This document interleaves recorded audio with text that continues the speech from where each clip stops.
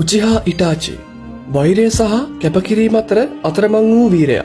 නරුටෝ ලෝකේ චරිත ගැන කතා කරන විට මගහැරිය නොහැකි නමක් තමයි ඉටාචි උචිහා කියන්නේ. මුලින් දුෂ්ටයෙක් විදියට පෙනුනත් කාලයත් එක්ක එයාගේ චරිතයේ තියෙන ගැඹුරත් එයා කරපු කැපකිරීම වල ඇති වටිනාකමත් අපිට හොඳින්ම තේරුම් යනවා. ඉටාචි කියන්නේ උචිහා ක්ලෑන් එකේ ඉපදුණු දක්ෂතම ශිනෝබි කෙනෙක්. පොඩි කාලේ අසාමාන්‍ය හැකියාවන් පෙන්නපු ඉටාචි සාමය සහ යුක්තිය වෙනුවෙන් හැම වෙලෙම පෙනී සිටියා. නමුත් අඩු වයසින්ම මේ ලෝකේ තියෙන දරුණු යථාර්ථයට එයාට මුහුණ දෙන්න සිද්ධ වෙනවා. කොනෝහා විලේජ් එකේ උචිහා ක්ලෑන් එක සහ අනිත් අය අතර තිබ්බ වෛරී සම්බන්ධතාවය නිසා උචිහා ක්ලෑන් එක කැරැල්ලක් කරන්න ලෑස්ති වෙනවා.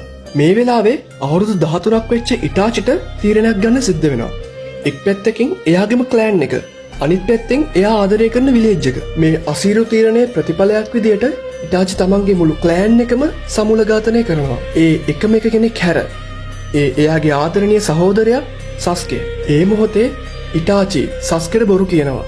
තමන් බලය හොයන නපුරු කෙනෙක් විදිහට මවාපානවා. ඉටාචි ගැන වෛරය වැඩි කරන්න ඉටාචි විසින් අවුරුදු 7ක් වුණ තමන්ගේ සහෝදරයාට තමන්ගේ අම්මයි තාත්තයි ඝාතනය වෙන විදිය ගෙන්ජුත්සුවක් මගින් 5,18,400 වතාවක් පෙන්වනවා. එම මොහොතේ ඉටාචි සස්කෙට කියනවා කවදා හරි මාව මරන්න මට වෛර කරන්න කියලා. ඒත් ඇත්තටම එයාට අවශ්‍ය වුණේ සස්කේ කවදා හරි ශක්තිමත් වෙලා දවසක එයාගෙන් පලි ගන්න එක.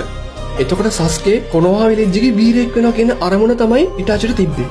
ඊට පස්සේ ඉටාචි අකාත්සුකි කියන සංවිධානයට එකතු වෙනවා. එතනත් එයා ද්විත්ව ජීවිතයක් ගත කරනවා. ඇත්තටම එයා කරන්නේ ගමට තියෙන තර්ජන ගැන හොයලා බලන එක. අන්තිමේදී සස්කේ ඉටාචිව හොයාගෙන ඇවිත් එයා එක සටන් කරනවා. ඒ සටනේදී ඉටාචි පරාද වෙනවා. ඒකත් එයාගේ සැලසුමේ කොටසක්. ඉටාචි ඒ මොහොතේ තමන්ගේ දරුණු අසනීපයක් සංගවගෙන ඉන්නවා. සටනින් පස්සේ සස්කෙට ඇත්ත දැනගන්න ලැබෙනවා. එයාගේ සහෝදරයා කරපු කැපකිරීම ගැන දැනගත්තම සස්කේ පුදුම වෙනවා වගේම දුක් වෙනවා. ඉටාචි කියන්නේ නිකන් නපුරු චරිතයක් නෙමෙයි. එයා තමන්ගේ ගම වෙනුවෙන්, තමන්ගේ සහෝදරයා වෙනුවෙන් තමන්ගේ ජීවිතයත් කැප කරපු වීරයෙක්. එයාගේ තීරණ ලීසි වුණේ නැහැ. ඒත් එයා හිතුවේ හැමෝගෙම යහපත ගැන. ඉටාචිගේ කතාව අපිට උගන්වනවා සමහර වෙලාවට හරි දේ කරන්න අමාරු තීරණ ගන්න සිද්ධ වෙනවා කියලා. ඔයා මොකද හිතන්නේ ඉටාචි ගැන? එයා වීරයෙක්ද දුෂ්ටයෙක්ද?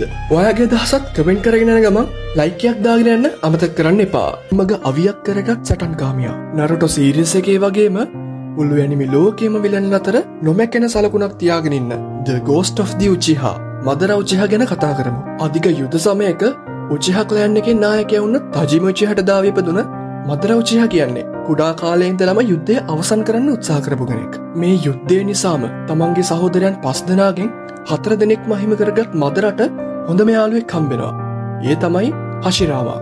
මදර සහ හෂිරාමා මේ කාලේ පැවතෙන යුද්ධය නවත්තලා සාමය නැවත ගෙන එන්න පොඩි වයසේදම සැලසුම් හදනවා. ඒත් මදර දැනගෙන ඉඳියේ නෑ.